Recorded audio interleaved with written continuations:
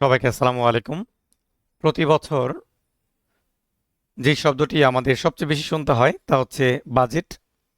এবারও বাংলাদেশের বাজেট হতে যাচ্ছে। বাজেট মানুষের জীবনে খুবই গুরুত্বপূর্ণ। বাজেট মূলত সরকারের আয় ব্যয়ের একটি হিসাব বাৎসরিক।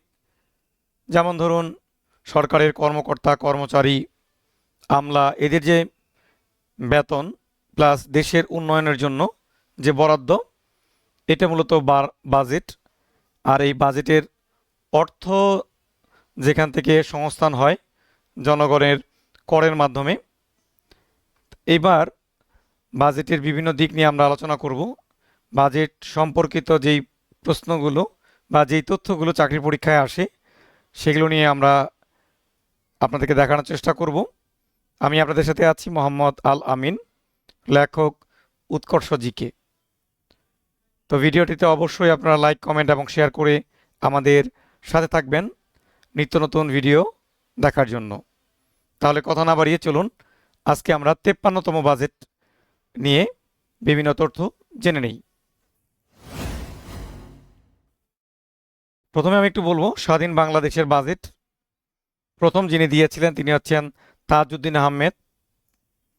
আর সে সময় বাজেটের আকার ছিল 786 কোটি টাকা। আর এবারের বাজেট হচ্ছে আমাদের 2024-25 অর্থ বছরের 53তম বাজেট। বাজেটের আকার হচ্ছে 7,97,000 কোটি টাকা। এই বাজেটটি পেশ করা হচ্ছে 6 জুন 2024 সালে।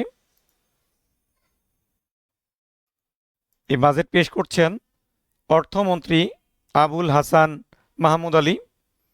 এই বাজেটটি পাশ হবে আগামী 30 জুন 2024 সালে। এই বাজেটে মোট ব্যয় ধরা হয়েছে 7,97,000 কোটি টাকা। এই বাজেটের মোট আয় হবে 5,41,000 কোটি টাকা। তার মানে আমরা বুঝতেই পারছি এই বাজেটটি হচ্ছে একটি ঘাটতি বাজেট। এর ঘাটতির পরিমাণ হচ্ছে 2,56,000 কোটি টাকা। এই বাজেট থেকে এই বাজেটের জন্য বৈদেশিক ঋণ করা হবে 90,700 কোটি টাকা। আর অভ্যন্তরীণ সোর্স থেকে ঋণ নেওয়া হবে 1,60,900 কোটি টাকা। অনুদান পাওয়া যাবে 4,400 কোটি টাকা। এই বাজেটের এডিপির আকার, এডিপির পূর্ণরূপ হচ্ছে অ্যানুয়াল ডেভেলপমেন্ট প্রোগ্রাম, এর আকার হচ্ছে 2,65,000 কোটি টাকা। আমাদের এই বাজেটটির শিরোনাম সুখী, সমৃদ্ধ, উন্নত ও স্মার্ট বাংলাদেশ বিনির্মাণের অঙ্গীকার। এই বাজেটে মূল্যস্ফীতির লক্ষ্যমাত্রা ধরা হয়েছে 6.5। আর এই বাজেটের জিডিপির প্রবৃদ্ধি ধরা হয়েছে 6.75%।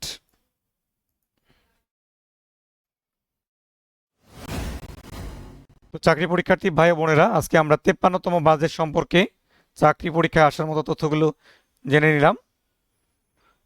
আপনারা এই ধরনের নিয়মিত ভিডিও পাওয়ার জন্য আমার আইডিতে ফলো দিয়ে রাখতে পারেন। আজ এ পর্যন্তই।